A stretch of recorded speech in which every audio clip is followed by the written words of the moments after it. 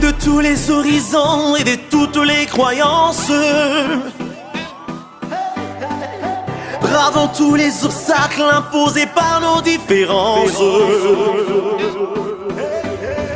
Pleinement dans le monde, sans être du monde, pour assaisonner comme le sel la pitoyable vie des hommes. Une vie pour l'évangile, pour l'amour.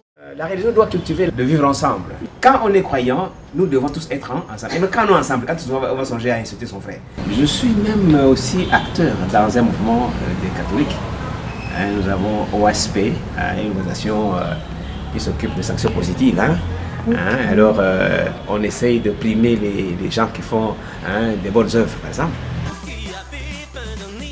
Nous sommes tous trois qui donnons le code de l'éthique.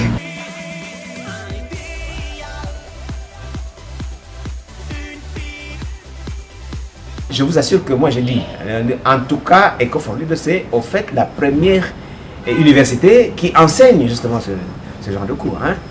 Ecofond Leaders, je vous dis que c'est formidable. Ça, en tout cas, c'est un grand médicament, un grand remède contre le mal. Nous avons plus de 120 imams. Nous les orientons dans les prédications. Il y a vraiment cette cohésion. Lorsqu'il y a un problème, le musulman arrive. Lorsqu'il y a un problème, les chrétiens aussi assistent. Quand vous allez par exemple au marché central de Kinshasa, vous trouverez la plupart des Ouest-Africains, tout ça, un Ouest-Africain ici, un Congolais ici, ils sont là, ils mangent ensemble, ils crient. C'est cette unité-là que nous sommes en train de prôner. Ce sont des préventions que nous continuons à consolider. Je vais vers les autres, je n'attends pas que les autres viennent vers moi.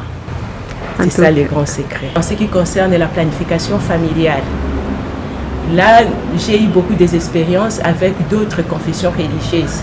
Chaque fois qu'il y a un séminaire, nous sommes toujours ensemble. Il y a les musulmans, il y a les chrétiens. Lorsqu'on parle des chrétiens, on voit les catholiques, on voit les protestants, on voit les saludistes.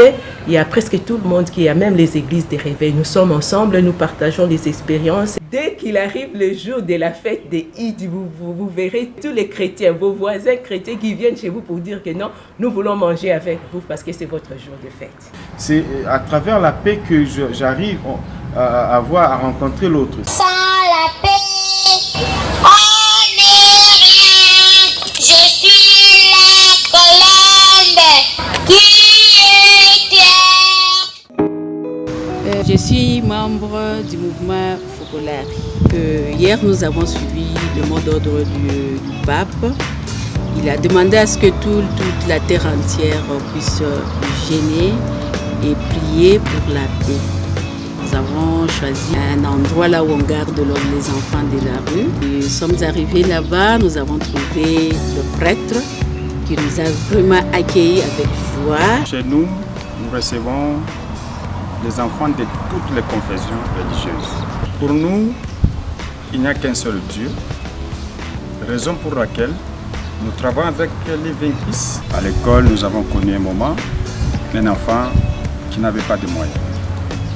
C'est-à-dire la famille était dépourvue. Et nous avons été surpris de voir les enfants, c'est-à-dire les collègues ou les condisciples de classe de cet enfant-là, se cotiser pour faire un geste, c'est-à-dire payer les frais scolaires de l'autre là. Ça nous avait tellement marqué. Je pars dans le domaine de l'éducation. Je venais de participer à une activité qui était organisée par le mouvement de Focolari, Together for New Africa. C'était à Nairobi.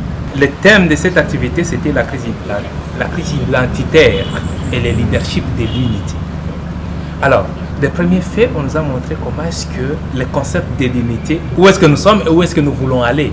Nous avons compris que si nous travaillons ensemble dans l'unité, la nation congolaise deviendra une très grande nation. Nous devons développer le sens du co-leadership, gérer ensemble. C'était une expérience extraordinaire pour Nairobi parce que je me suis retrouvé là-bas en tant que Baha'i, à côté des jeunes qui étaient musulmans et qui étaient chrétiens. Et de toutes les nations, il y avait les Rwandais, il y avait les Burundais. Et on a expérimenté l'unité dans la diversité est possible. C'est l'unique remède pour guérir l'humanité. C'est très important en réalité de pouvoir apprendre à travailler ensemble. Dans ce chemin, On a eu une occasion unique parce que en étant en contact avec Eco4 Leader et le mouvement Focolari, il y avait ce parrainage pour une marche pour la paix. C'était l'occasion justement de mettre en pratique ce qu'on souhaite vivre tous les jours. Très bien la marche, mais c'était vraiment rassembler tous les jeunes, toute la jeunesse dans la rue. Et donc nous étions 3000, on pouvait dire plus ou moins 3000. Et pour une première expérience en ce qui nous concerne en tous les cas, parce qu'elle avait déjà eu lieu auparavant. Il y avait la deuxième partie avec le forum, donc toute la réflexion. C'est une dimension aussi importante. L'action c'est une chose, la réflexion c'est une autre. Et on s'est dit, ça ne peut pas en rester là. Et pourquoi pas finalement faire un symposium. Et là, c'est le travail dans lequel on s'est lancé. Et cette idée d'influencer le discours au niveau national. Si on veut construire la paix ensemble, on doit chercher finalement à apprendre ensemble, à se former ensemble. Pourquoi pas dans les villages, à travailler, même l'agriculture ensemble. Et puis prier ensemble. L'unité dans la diversité, c'est de l'action. Les trois radios, c'est la radio de la Comico. Il y a la radio Albayan qui est la nôtre et il y a la radio Arisala qui est à Lubumbashi. Arisala, ce qui veut dire le messager. Nous avons des émissions dans lesquelles nous invitons le pasteur.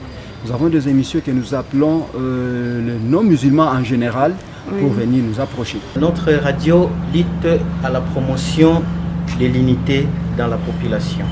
J'ai beaucoup appris dans ces congrès comment nous devons échanger nos expériences avec d'autres radios communautaires comme radio communautaire catholique, protestante et ainsi de suite.